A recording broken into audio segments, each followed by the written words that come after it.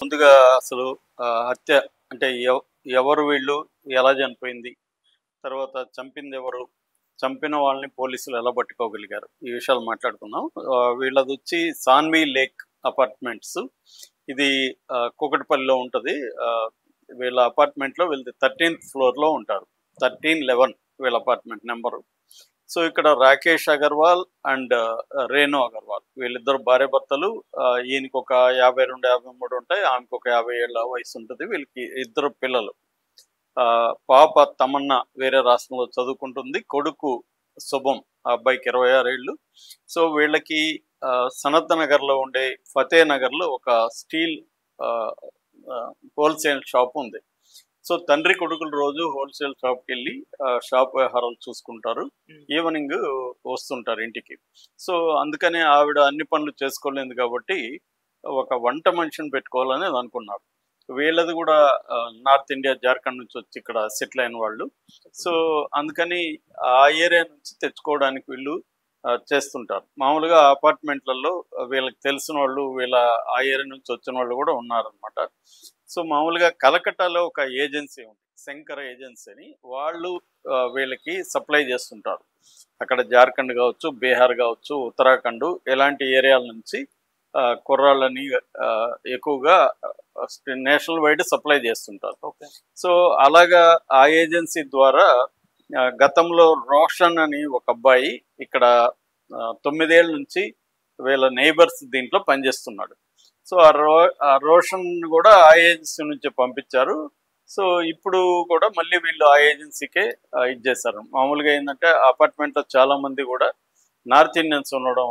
ఎందుకంటే ఈ మధ్య మనం చూస్తున్నాం, ఒక్కొక్క కమ్యూనిటీ కులాల వారీగా అపార్ట్మెంట్లు ఉంటున్నాయి, లేకపోతే ప్రాంతాల వారీగా అపార్ట్మెంట్లు ఉంటాయి. అలాగా వీళ్ళు కూడా నార్త్ ఇండియన్స్ అంతగా కలిసి ఒక అపార్ట్మెంట్లో గేటెడ్ కమ్యూనిటీలో ఉంటున్నారు. సో, మామూలుగా ఎప్పుడైనా అబ్బాయిలు ఇట్లా వచ్చినప్పుడు వాళ్ళకి నచ్చకపోతే మళ్ళీ ఏజెన్సీకి తిప్పి పంపుతారు. మళ్ళీ ఏజెన్సీ కొత్త వాళ్ళని పంపిస్తుంది. అలాగా వీళ్ళ ఇంట్లో పనిచేసే ఒక అబ్బాయి ఇంతకు ముందు సరిగా లేడని చెప్పి 2-3 సార్లు వీళ్ళు రిటర్న్ చేశారు. ఇప్పుడు మళ్ళీ ఒక అబ్బాయిని పంపించమన్నారు.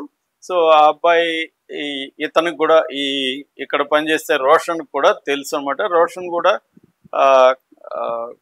శంకర్ ఏజెన్సీకి చెప్పాడు, ఫలాని హర్ష అనే అబ్బాయి బాగుంటాడంటే వాళ్ళు కూడా అతన్ని పంపించడానికి రెడీ అయ్యారు.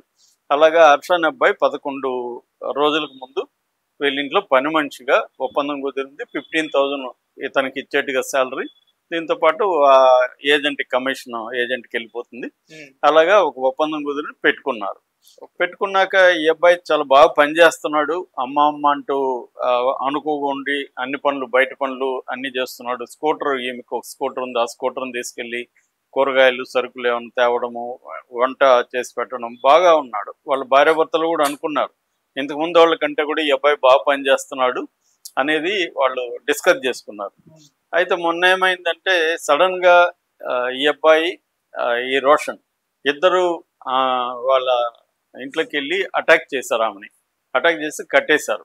కట్టేసి కత్తులు, అక్కడ కూరగాయలు కట్ చేసే కత్తి, ఒక సిజర్స్, కత్తెర, ఈ 2 తీసుకొని ఆమెని బెదిరించారు. డబ్బులు ఎక్కడున్నాయి, నగలు ఎక్కడ పెట్టారని.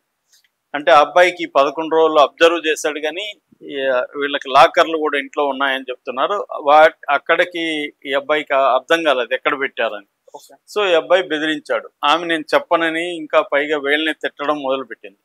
దాంతో వీళ్ళు ఆమెను టార్చర్ చేసి కత్తులతో ఒళ్ళంతా కూడా ఎక్కడంటే అక్కడ కత్తులతో పొడవడం, కత్తులతో గీకడం ఇవన్నీ చేశారు. ఆమె కేకలేస్తున్న నోట్లో గుడ్డలు కొట్టారు.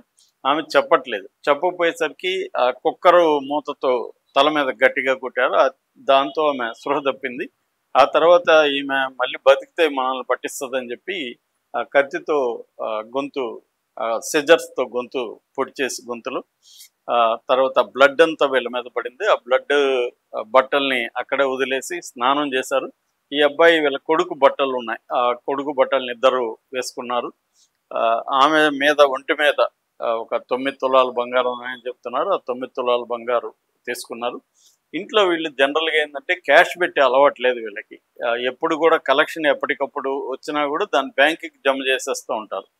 ఇంటికి తెచ్చి అలవాటు వాళ్ళు పెట్టుకోలేదు. ముందు నుంచి కూడా జాగ్రత్తగానే ఉంటున్నారు వ్యాపారస్తులు కాబట్టి. మ్యాక్సిమం వాళ్ళు పెట్టుకుంటే 50,000 నుంచి 1,00,000 వరకు మాత్రమే క్యాష్ ఇంట్లో పెట్టుకుంటారు. అట్లాగా ఆ రోజు కూడా ఒక 50,000 వరకు మాత్రమే క్యాష్ ఉంది. సో ఈ క్యాష్ ఈ నగలు తీసుకొని ఒక బ్యాగ్లో వేసుకొని వీళ్ళు లిఫ్ట్ ఎక్కి కిందికి దిగారు. ఇవన్నీ కూడా సీసీటీవీ ఫుటేజ్లు అక్కడ ఉన్నాయి, రికార్డ్ అయినాయి. వాళ్ళకి కూడా తెలుసు సీసీటీవీ ఫుటేజ్లు ఉన్నాయని. ఎందుకంటే అబ్బాయి 9 ఏళ్ళుగా అపార్ట్మెంట్లో పనిచేస్తున్నాడు రోషన్, కాబట్టి అబ్బాయికి ఆ స్ట్రక్చరు మొత్తం ఏమేమో తెలుసు. అయినా వాళ్ళు పట్టించుకోలేదు. ఎందుకంటే మనం అక్కడికి వెళ్ళిపోయినాక ఎవడు పట్టుకుంటాడు అన్న ఇది వాళ్ళకి ఉందన్నమాట.